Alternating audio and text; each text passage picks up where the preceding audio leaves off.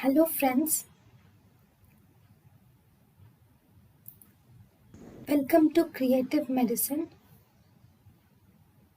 In this lecture, we will learn about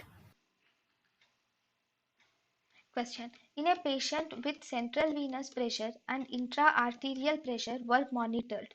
During monitoring, the patient suddenly develops supraventricular tachycardia. What are the changes that are seen in the pressure readings?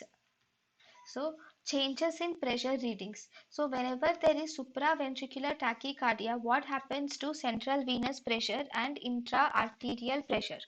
So, supraventricular tachycardia, there will be increased central venous pressure and there will be decreased blood pressure or intra-arterial pressure.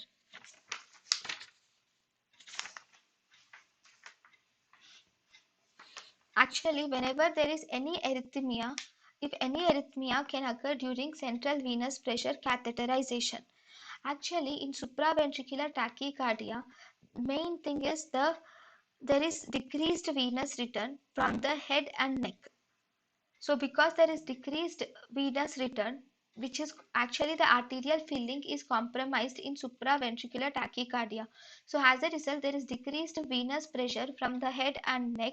So as a result, in the JVP, we see increased central venous pressure and decreased venous return is seen from head and neck. So there is increased central venous pressure in the JVP and there is decreased cardiac output, thus there is decreased BP is seen in supraventricular tachycardia.